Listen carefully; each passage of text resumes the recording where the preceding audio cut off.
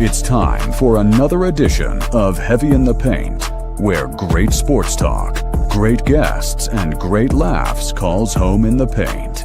Here's your hosts, sports aficionado Gerald Brown and former NBA star Kenny Anderson with Justin Payton. Let's get in the paint. Take it away, guys. Good evening. Gerald Brown flying solo this evening. But you know what? Well, back from Thanksgiving and so much is going on, and it's only right to get this show going, as I always do, with a lot of insight. Make sure you hit the subscribe button. But you know what? Let's get right into it. This gentleman, outstanding, big fan of his work, knows the college football landscape of football and the business there is front to back. Pete Fiutak of collegefootballnews.com joining me. Pete, first and foremost, happy holidays. I got to ask you right off the bat, what does it say about college football when you have the whole Lane Kiffin thing play out and he kept everybody on pins and needles, that is, until after the Egg Bowl in his decision on heading to LSU? The problem with that is it took away from everything else, and it made it all about Lane Kiffin. And I as a coach, I'm a fan of his. I think he's fantastic, and it was a great get for whoever was going to get him.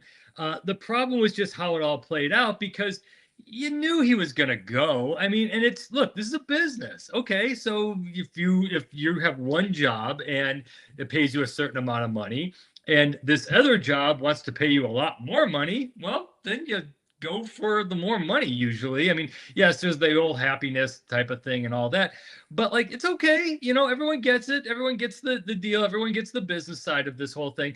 But it was the whole thing about like, he's going to wait till after the Egg Bowl. He was going to wait after this, and then he's going to pray on it. And like, you know what, like, okay, so it's God's fault now that Ole Miss does not have, Lane Kiffin anymore. So he's like deflecting to that. It's just like, we get it. It's okay. It's okay. Go take the other job. Just stop with all the other stuff.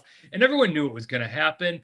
But now it's gotten even weirder, because he put out this statement where he's like, everyone wanted me to stay, and I tried to give everything to play. And the players are like posting like, you didn't say that to us. So it's all just an ugly. There's no easy way to do this at this time of year when emotions are high. You're coming off of rivalry games. You got a college football playoff coming up. The timing's just bad, but this is how it is in college football, because remember, these are supposed to be college students, and you got to work around the actual college sort of this. Yeah, you know what? I've long since said that, you know what, inevitably, let's stop this whole charade of they are student athletes and stuff. This is a business. And the thing that I wanted to ask you, because so many people were in uproar, were like, you know what, they should have let him coast and let him play it out. Honestly, I didn't have any problem with it, because we're still operating of this belief that, A, he's going to be able to have these kids and poach them and take them to, LSU. And I kept saying, no, we're in an era of NIL collective, and it's all about money. So if he's going to be there, let him stay there. If these kids are going to go, it's going to be about the money that LSU is going to offer those kids. And it just so happens that they turn around, Charlie Weiss Jr., who's going to coach at LSU, all of a sudden is allowed, if you will, to come back. Just the landscape of things. Like you said before, just to hold it, do you think they should have let him coach? I mean, it wasn't going to hurt. I mean, what is your thoughts on just the whole belief of kick him out and just say, you know what, good riddance? Well, you're a man of a certain age in the basketball world. You know what the phrase, I want a Michigan man coaching Michigan means. Yes. So I get that too. Honestly, when it comes down to this with college football coaches, it's like everything else. If you like the guy, then everything's fine. If everything's good and you like the guy, the human being that's there, you're like, yeah, let's see this thing through. And like, of course, how this should have played out is, yes, it's money, it's NIL and stuff, but we also have to remember that most of these guys aren't turning pro. A lot of these guys are making like little money. They're not all making the, Dr. Pepper ad money. So they're actually there at Ole Miss to go to school and to play, and they need a degree, and they actually want to learn something, and they're there. So if cooler heads are prevailing, you say, look, you allow the coach to see it through the playoff, and because you are also telling these kids today's National Signing Day, and you're saying, hey, come here, we'll take care of you. You want to coach these guys until the very end. So that's kind of what's happening, for example, at James Madison, where you do have the coach who's there right now, and he's going to see, he's going to coach in the conference championship this weekend. If Duke wins, James Madison goes off to the college football playoff. And so UCLA is like, yeah, okay, we'll get you when you can get you. Coach this thing out, and that's fine. But SEC people do not handle things very rationally. Yeah, it's a big difference. I mean, in the landscape of things, and you obviously definitely referencing Bo Schembechler when he talked about Michigan man. But it's just the obvious thing is that right now, money controls a lot of the movement in college sports. And, it's nothing wrong with it, but it is what it is. Like if a kid leaves James Madison to follow the coach to UCLA, well, that's kind of the norm, if you will, in this day and age. Speaking of coaching, you look at Penn State. They got him out in front of everybody and made the big splash and got rid of James Franklin. He's now landed at Virginia Tech. And you see all the stuff that's transpired as we sort of got into the last games of the regular season before conference championships. And Penn State doesn't have a head coach right now. You just referenced, early signing period and stuff. What do you make of this in terms of what Penn State has done? And do you think that they made a decision based on emotion rather than using reason and logic? Oh, yeah. I'm a James Franklin apologist. I mean, because it's hard to win college football games. And everyone just assumes, oh, well, if you're Penn State, of course you're going to win. Well, look, you're supposed to win at Florida. They're not going to a bowl game. You're supposed to win at Florida State. They're not going to a bowl game. It took forever for Texas to be good again. Oklahoma was kind of, down for a while. It's Michigan. Everyone forgets that Jim Harbaugh had to take a pay cut, and he was on, oh my gosh, is he going to get fired? And then all of a sudden things flipped. It's really hard. The guy won 70% of his games. It doesn't sound like a lot, but it's really hard for most coaches to win 60% of their college football games. And Franklin was winning 70. Okay, so he couldn't beat Ohio State. Nobody could. So I get it. This is the year that Penn State was supposed to be really good. They were supposed to be in the college football playoff national championship mix. He got to the Final Four of the CFP last year. And you're right.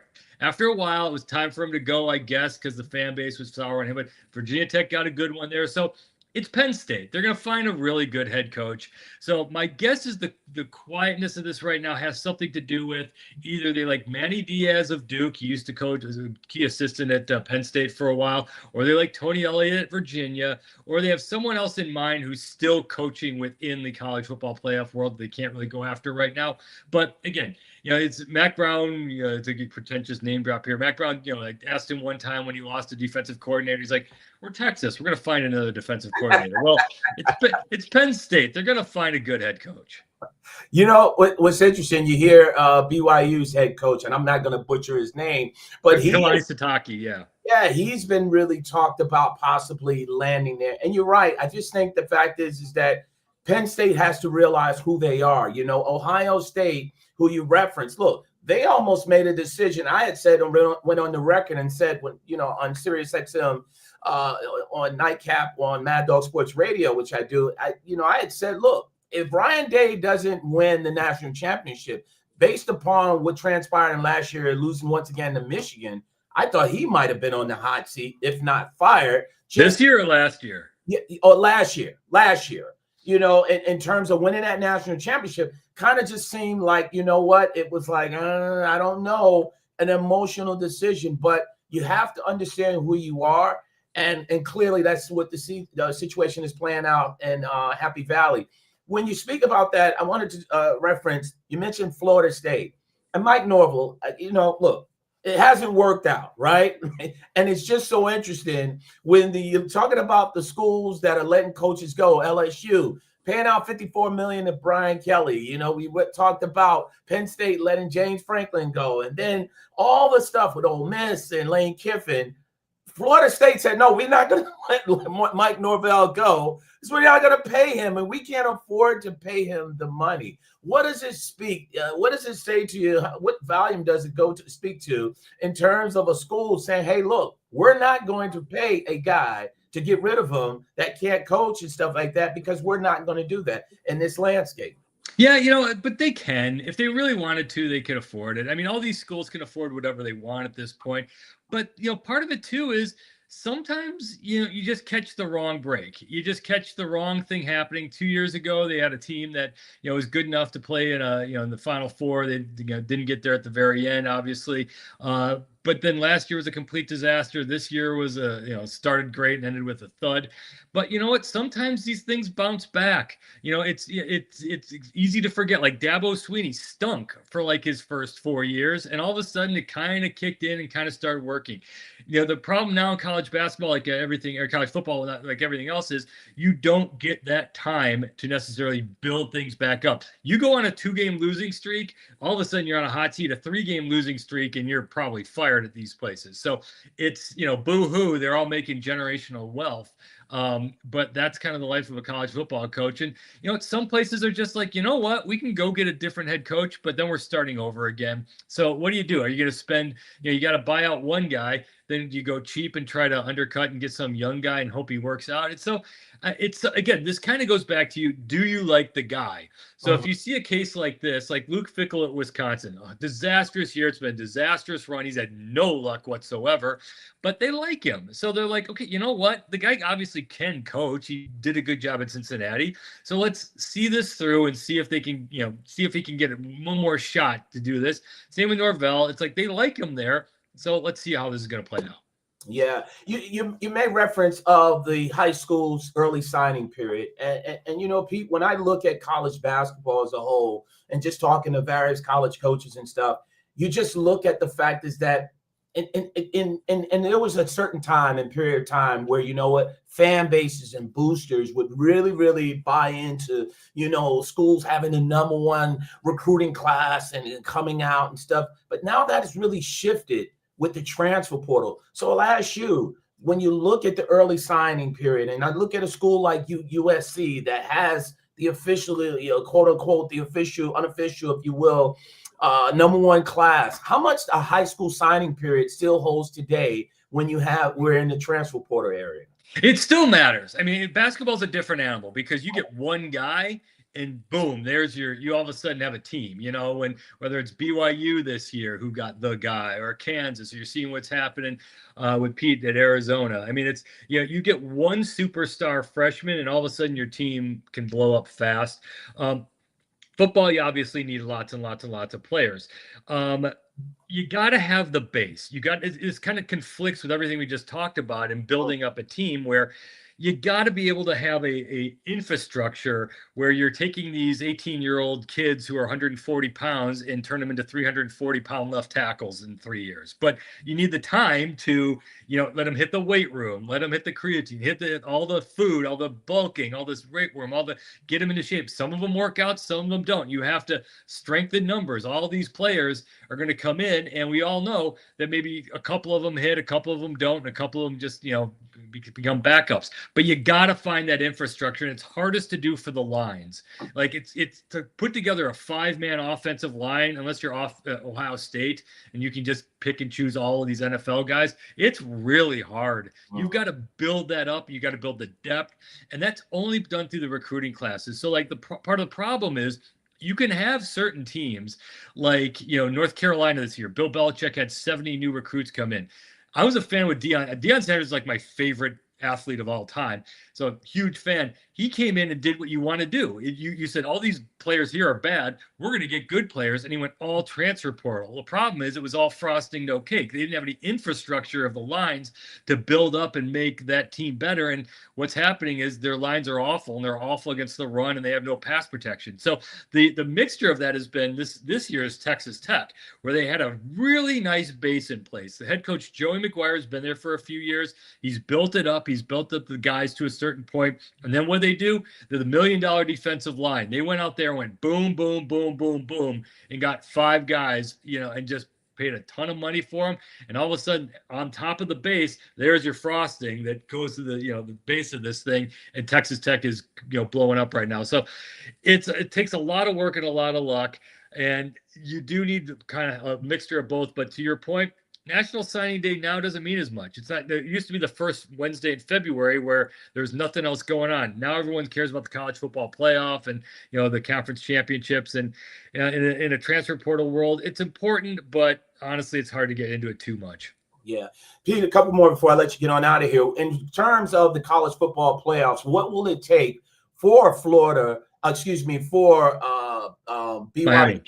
or Notre Dame to also get Miami and Notre Dame, to get in, and how much does BYU have to factor into them those teams being in the college football playoff? They're being cagey about it. I mean, the thing about the college football playoff committee is that there's absolutely no real rules. They can take whoever they want to take or rank whoever they want to rank. And what they're really good at doing is making sure they don't give themselves hard and fast things that they've got to adhere to, because they really are, for all the talk of, oh, well, it's ESPN, oh, the fixes and all that. These people are legitimately sincere about wanting to come up with the best tournament possible. In their mind, they just don't want to catch any smoke. They don't want to get any sort of, controversy. They just want to have a really good tournament here. So there's not any of that. The problem with that is where's the consistency? So last year, is a different group, a different bunch of parts here. Last year, they made a thing where they said, we're not going to punish teams that lose their conference championships. They don't want to make that like, okay, well, it's not fair that some teams are sitting on their couch this weekend and other teams are going off to the conference championship and lose. We're going to punish them for losing to Ohio State or losing to Georgia. They didn't do that last year. They haven't come out and said that they're doing that this year, but that's the easy way to handle this is like, look, if you win your conference championship, and remember the college football playoff era for like the last 12 years, it's gone pretty chalk. There hasn't really been any massive upsets, but just in case BYU beats Texas Tech, then that throws everything into a loop. So at the moment, until they say otherwise or act otherwise, I don't think there's a mechanism or a way for BYU to get in unless it wins the Big 12 championship, or for Miami to leapfrog anybody. And this could be cut and dry. If Texas Tech blows out BYU, it's probably pretty easy, and they keep everything the same. And whatever you just saw last night on the 12 teams, well, the top 10 is probably going to stay the same. Yeah. What's interesting is the fact is that you're right, because it's almost like just really they're picking and choosing who they want, especially when they did that year where, Florida State lost their quarterback and Rudolph. And I said, you know what, that right there just clearly showed that, at the end of the day, it's all just show. And they but you're pointing to another factor here. They were right that they did make the right call. What they're horrific at is selling it. They need a press secretary to come out and be able to articulate what they just did. Because in that particular year, you had undefeated Michigan, undefeated Washington. They both were 1-2, fine. And then you had to put in, Alabama, because they just beat the undefeated two-time national champion Georgia team, and they were the SEC champion. And then you had to put in the Texas team that beat them. One team had to be left out. Florida State was 13-0, but they didn't play anybody. That was great. They lost their starting quarterback. So they actually made the right decision, but they didn't sell it the right way. They could have done it right. And they're not doing that this year, where all of a sudden last night, when you're flipping Alabama over Notre Dame for no particular reason, it looks really suspicious and fishy, where in their minds, they're just like, well, we think Alabama's good. They just won a rivalry game over Auburn, blah, blah, blah. Well, yeah, but Notre Dame just destroyed Stanford, who blew out Florida State, who blew out Alabama. So they just have a horrible communications problem here. Yeah, but it defeats the purpose of saying you reward a team that wins their conference championship that's a Power 5. And the thing is, I wanted to ask you and get you to start, get your thought on this. I've been saying so long that a lot of the problems with college football would be so much easier and better, and it probably would be non-existent if you emulated, not duplicate, but maybe emulate what the college basketball NCAA March Madness tournament. No, I'm not talking about putting 68 teams in. Yeah. No, but you know what? It's these ADs and these presidents that it's just been, holding on to this whole thing of, well, these are students, they have to go to school. But I didn't understand why college basketball players are doing it. Now the cat is out the bag. The genie is out of the bottle. We know what it is with the money involved. Why can't the college football side take a look at what is being done with the March Madness and saying, hey, look, we're going to get 32 teams, get all these teams in, but you take a select amount of teams that win their championship. And now, David is rewarded just as much as Goliath. And now you have everything on a stage where now it's decided and you get in based upon your performances. If you win, do you ever think that we would get to that point and possibly have something that maybe looks kind of like a pseudo March Madness with the college basketball playoffs? The problem with that is a couple-fold. One, football, basketball, obviously way different sports. It's harder if you can't play 6 extra games as is they're playing a lot if you're counting conference championships. Playing to win a national championship in March Madness, you got to win 6, maybe 7 games. That's not a problem. You can't really do that in football. The other problem is the David and Goliath. You can't just get hot from 3 and win, in college football. You can't, look, Boise State's never going to do, if they might win a game on the right day where everything works correctly, they're never going to come close to, they're not going to be Butler of a couple of years ago or Gonzaga and, get in the mix for the Final Four or San Diego State a couple of years ago where everything kind of clicks. It's the disparity in talent is just so massive between the power teams and the other teams. So you kind of can't really do that. And they do have the mechanism for it where they are they're saying the top 4 conference champions are automatically in and the top 5 conference champions are automatically in. So there is a mechanism to get in. The other problem with what you're saying is I love college basketball. I grew up, that was my favorite sport. The regular season doesn't matter. Honestly, I love watching the sport. I'm really into it, but honestly, you don't have to watch until late February. Because you could be really awesome, and all of a sudden Central Directional Tech hits 10 threes in the first round and knocks you out. And great, you just won the ACC championship and went 32-2. Well, that you're out with one bad day against a couple of hot shooters. So March Madness is so awesome that it's its own separate entity. And you can say that about any other sport too. I mean, the NFL is a different animal. NFL is the NFL, but the NBA season's 8 months long. You really honestly don't have to tune in until May because the playoffs are so amazing that they're so good that if you just tune in then, that's 2.5 months, 3 months that's great. Baseball, same thing. NHL, definitely. And so for college football, part of the magic of it is there's so few games that a tournament at the end kills the regular season, which at the moment really matters, especially if you're Miami and Notre Dame. But the thing about it is, though, Pete, is when I look at it, this has been my biggest, it's a heartbreak. When I look at bowl games, right? Because the kids, and rightfully so, look, the kids in the schools that don't make the college football playoffs, and you got all these bowl games, and it's a lot of revenue that's dependent on, these teams coming in. I don't want to see kids opting out of bowl games that don't have a chance to play on the playoffs. And now you just got meaningless games that are, I remember when, the Cotton Bowl was something, or, and I'm happy that the playoffs has extended to incorporate and include some of these, the history of some of these bowls.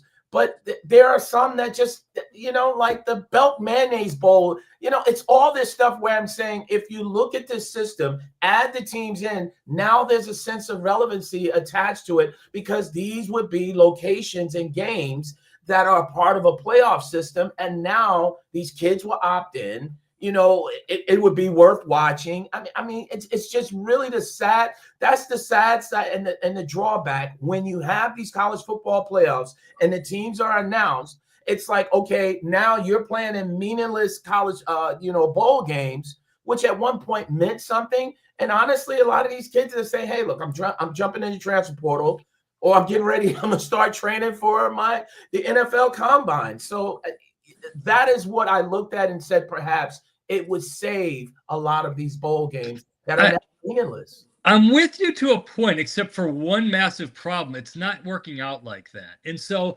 the problem with that is I am with you. And now I'm also a believer, if you're a college football player, if you got an NFL future, you should not be playing one more down in college football and you have to. Like, I opt out now. Like, there's no, you got millions of dollars ahead of you. What are you doing playing college football? So I don't mind the opt out. So I thought last year would be the year when, these bowl games are going to be a disaster. Everyone's transferring, everyone's opting out, everyone's leaving. Also, the problem with that theory was the games were awesome. Like, first of all, the ratings are still through the roof. They're a cash cow for ESPN. And secondly, yeah, you get guys who leave, but the guys who are there really care. Like, sometimes when you get the guy who plays and is the NFL talent, like Cam Ward is the perfect example last year. He played a half against Iowa State in the bowl game. Why? Because he wanted to set the record for touchdown passes. And the second he set the record, he sat out the second half. What happened? The team sucked in the second half. They had a chance to drive late. And it's like, dude, like, first of all, I get it. You don't want to risk your future. You're the number one pick in the draft. But like, if you're going to do this, go out there and play in it. So it's kind of hard to argue. The bowl games are their own separate thing. And this goes to another part of this thing, which again goes to the expansion of the playoffs. To me, if you can't win your conference championship, you don't belong playing for the national championship. To me, it'll never happen. But the March Madness should be just like 32 teams, just conference champions. If you can't win your conference championship, you have no business winning the national title. So if you're not good enough to win the ACC or the Big Ten, why should you get a shot at the national championship? So you expand the field. Really, we're going to take the 8th or 9th best team in the SEC. As is, we're going to get the 5th best team in. So it dilutes, the importance of it, because now the fluke factor kicks in, more so in basketball than football. But I actually, I did think the playoffs should have been expanded more, but you can make the argument that the best playoff going was the 4-team college football playoff when it was happening, because there's no such thing as a cheap champion there. And right now with the 12-team version, there's no fluke. You got to go through an Ohio State. You got to go through an Georgia. You got to go through a Notre Dame. You got to go through the powerhouses. You can't just kind of fluke your way to a national title right now. Yeah, I think they just keep adding bowls. I don't want to see the I'll help you on this one for the next month and a half. Watch right away. If it's a disastrous bowl game, get out. Just leave. Go take a walk around the block. Find something. There's 41 of these suckers. So, if it's a bad bowl game, you leave. Maybe check back in. All of a sudden, something good happens. You pop back in. But look, for your holiday parties, when you're with people you don't like, it's something to watch, something to do. But there's going to be a bowl game around the corner. If it's awesome, you stay with it. And sometimes these Belk bowls, like you're talking about, are the best of the bunch. And sometimes the Orange Bowls are awful. So just stick and move. Just be very fluent when it comes to it. As much as I complain, I still stay with it. A couple more before I let you get on ahead. A 2-part question. You know what? I've talked to some people on the basketball side, and they basically told me that, the way that this landscape has laid out in college sports, inevitably it's being driven by the football. And ultimately, they told me that it's not a question of if, but when, that you'll see the SEC and maybe in the Big Ten branch off away from the NCAA and do their own thing. Because honestly, right now, they don't need the NCAA. When you hear something, I don't know if you have heard that, but could you envision a one day in the near distant future, Pete, that we have a SEC and a Big Ten that is not associated with the NCAA whatsoever?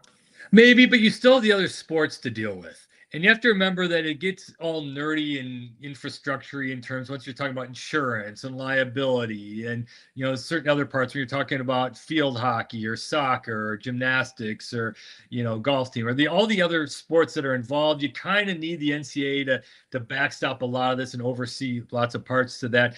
And my argument also is like, oh, well, it's, it's only these conferences are just going to take over the world. Well, they've taken over it now.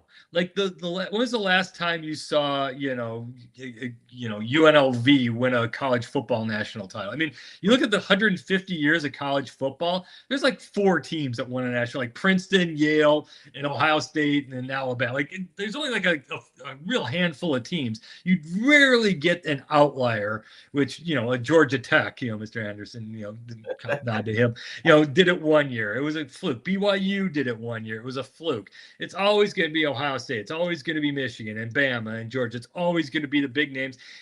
But the problem with this is, if you remember 2020, what you had was an all SEC season, for example. And what happened? Only like 4 teams had winning seasons. If you're Mississippi State, you've got to schedule Central Directional Cupcake Steak. You've got to schedule Louisiana Monroe, because otherwise, if you're only playing SEC teams and you're going 3-9 every year, people get fired.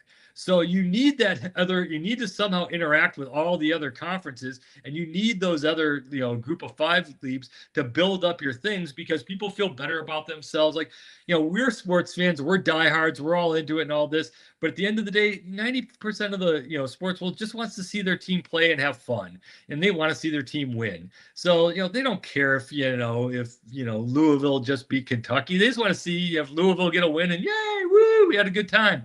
So you can't just play all the good teams, because you're going to lose a lot and people are going to get mad. Yeah. Obviously the playoffs are here. Give me your final 4 teams in that college football playoffs, and who will win the national championship. It's so hard, because here's my one complaint, where they should do this in the NCAA tournament as well as the college football playoff.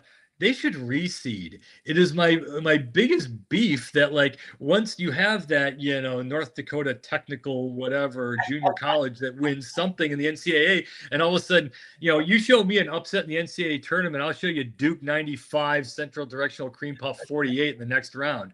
You should reseed these things. So it's hard to do.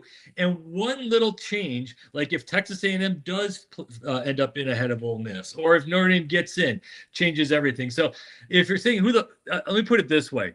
Right now, the teams that I think could win it all, obviously Ohio State.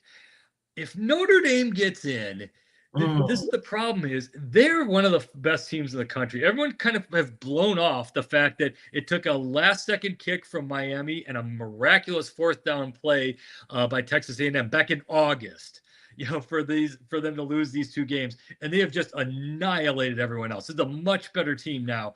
To me, Alabama, Notre Dame, Georgia. Those are the 3 teams that I legitimately think have a shot to win the national title.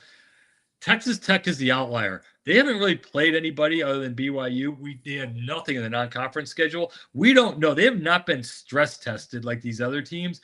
But if you take those 3, and I'll give you the field, I'll go with the win on that one, just because Ohio State's just that good. I think Texas Tech might pull an Arizona State of last year. Remember how were they really good and then just lose in painful last-second fashion? It seems like that, yeah. It could happen. Listen, Pete, really, really appreciate this. Collegefootballnews.com. Where else people can follow you on social media and everything?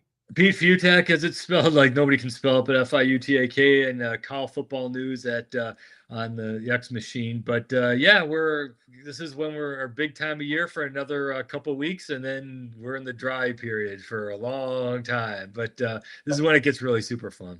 Yeah. Listen, Pete, really, really appreciate the time. Definitely look forward to doing it on SiriusXM, Mad Dog Sports Radio. All the best. Happy holidays to you and yours, and appreciate the time. And to you too, every time. Thanks for having me on. You're one of the best in the business, Mr. Pete Fiutak, joining me here in Heavy in the Paint. I'm going to keep it moving because, again, this has been a really, really interesting time in terms of just, how this thing has played out in terms of just, how everything has shown up in terms of just how this whole college football landscape. So as you know, I'm on Facebook, YouTube, everything.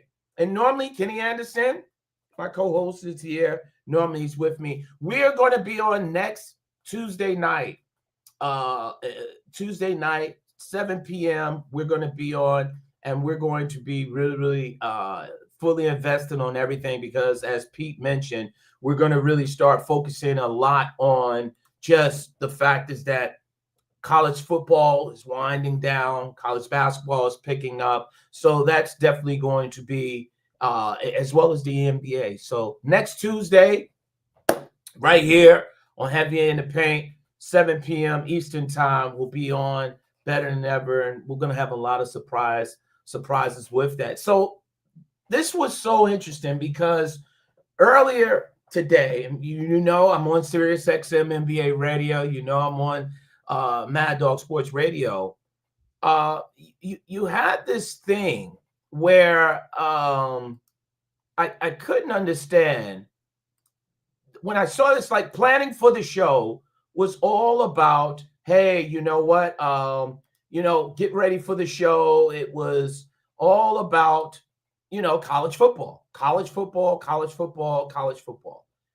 And I couldn't understand when I happened to come across some stuff planning for the show.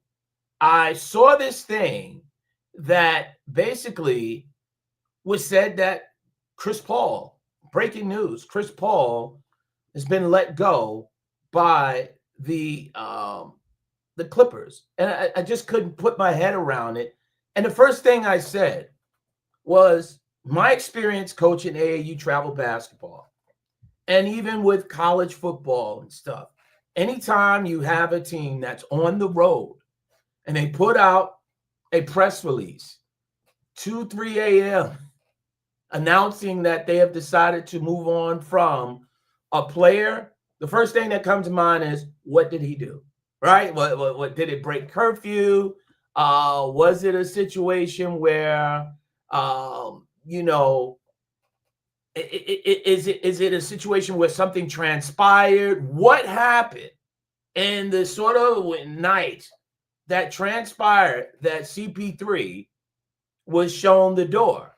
Now, clearly, it wasn't anything illegal as far as we know, because there would have been the law enforcement component to this whole situation. That isn't the case. So it just allows me to believe a couple of things. I was once told by somebody that said, when it comes to professional sports, there's a couple things. You don't mess with the money, right? You don't mess with the money. You can say and do whatever you want. Just don't mess with the money. And all I've been hearing is just digging around or whatever. Chris Paul messed with the money. Now, I don't know what it is. I mean, Shams has reported that, he was not on speaking terms with the head coach, Ty Lue. That was kind of odd, but nevertheless, it had to be something egregious, and not trying to put narratives out there. Just look at it for what it's worth. I'd watched recently the Alex Rodriguez documentary. I thought it was very interesting.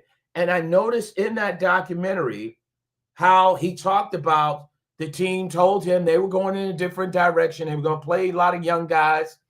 And essentially, they let him go. And what struck me about that and stayed with me was the fact is that they let him go August 15th. Now, in baseball, you play 162 games. Obviously, you might want to take a look at guys, whatever. But, clearly, I can't. If I'm not mistaken, they weren't playing for the playoffs. But to really ceremoniously show a guy that potentially is, a franchise player, a face, the door like that, I thought that was kind of odd. And I said, wow, clearly it might have still been some residue from the whole narrative when A-Rod decided to, sue the Yankees and do all this crazy stuff, which he spoke about in his documentary. But how it ties into CP3 is way I look at this whole thing, how it played out. You're talking about a guy who a few weeks back announced that this was it. So now you get this opportunity to have this grandiose farewell tour, and you let a guy go in the middle of the night, and then all of a sudden you have CP3 gets on social media to post something. He reaches out to his people, and now you got a battle of PR. Who wants to get in front of this story to be able to control the narrative? And when you have something like this happen to a guy that's going to be a Hall of Famer, hands down, but you really not be able to show him and usher him out. Like, think about if Dr. J was shown the door like this by the Philadelphia 76ers when Dr. J retired. Or you can think about any of your top tier, athletes and NBA superstars and stuff when they were pretty much at the end of retiring, if they were shown the door. The way this happened, and a lot of people will put the blame on the Clippers and say, oh, this is crazy. This is what the Clippers do. But I tell you this, you got to go back and understand, you don't ever mess with the money. This is something that transpired.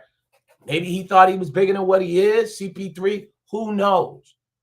But the point thing I can tell you right now, this should be, if you will, a small wake-up call to all of these American basketball players, grassroots. Because I've said this so many times in the past, and it just seems to continue to happen, and we're not focusing on it. Yes, CP3 is on his way out. But a quarter of the NBA is made up of international players. A quarter of the NBA. And the direction it's going with NBA Europe, it's only going to continue to grow. And guess what that does?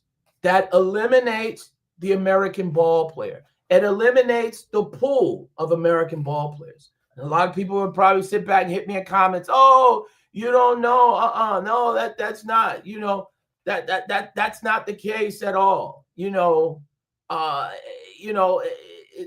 That's not the case at all and stuff. And I'm gonna get to the questions that you guys have on the in the chat. But the thing is, you have to pay attention to it.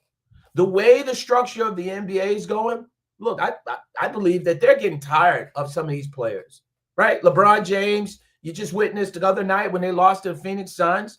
JJ Redick was calling, the hot mic picked up him calling LeBron, and LeBron is down there having a personal conversation with some of the Phoenix Suns players on the bench.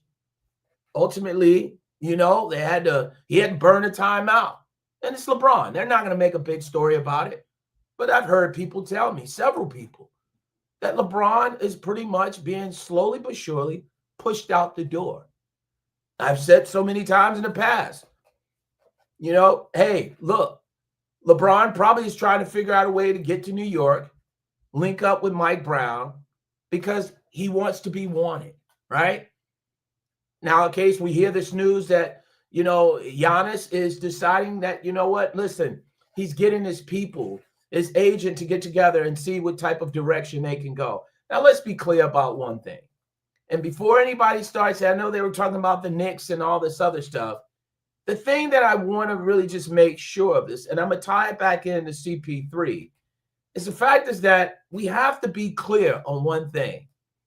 Giannis going to the New York Knicks is going to gut the team.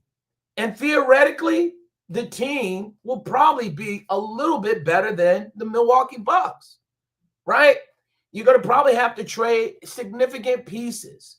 And in a year where you don't have Tyrese Halliburton, there's no Jason Tatum, right? There is very little push from other teams and stuff like that.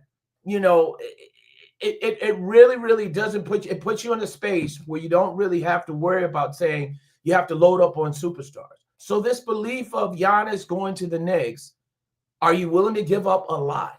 I've said before, and I said this, if Giannis gets to San Antonio, especially with the young pieces that they have, it could get really ugly with him and Victor Wembanyama, and you still have some pieces that are there. It could get very ugly with them too and their skill set, and seeing Victor Wembanyama's continued growth.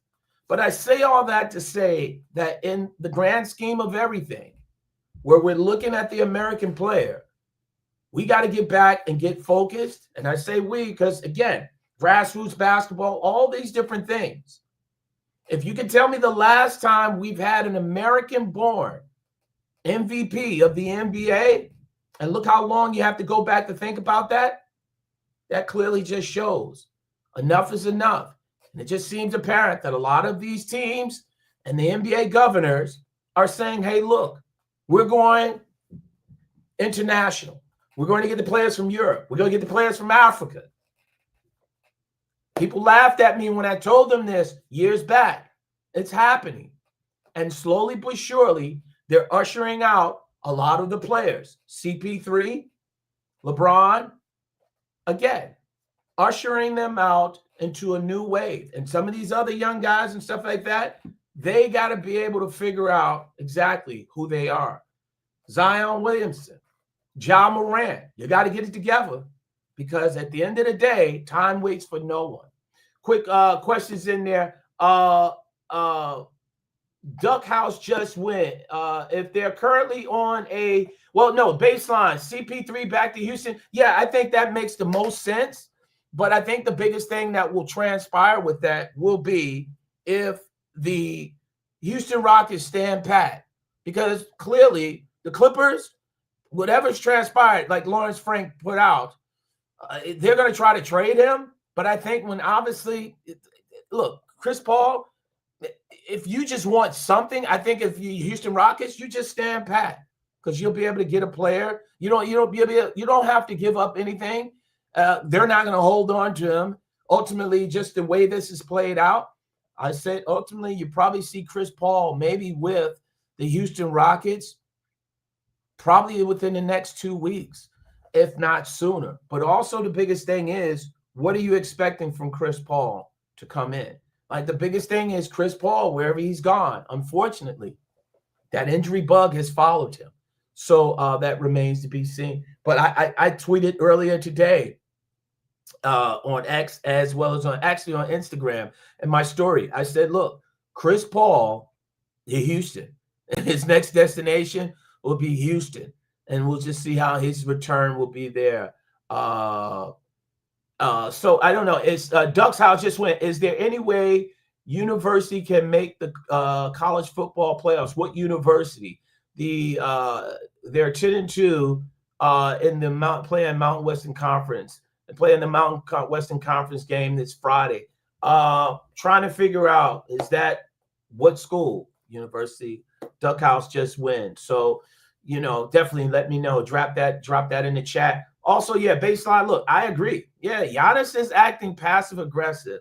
You put UNLV. You just put UNLV, but you put okay, so it's small. Put it in big letters. Since when do you know the capitals of UNLV in small letters? UNLV, it's going to have a lot to take place. I think, honestly, when I look at the college football playoffs, and the biggest thing is when I look at the Rebels and I look at teams like that, the college football playoffs, honestly, it's not made for schools like UNLV. It's not made for schools like James Madison.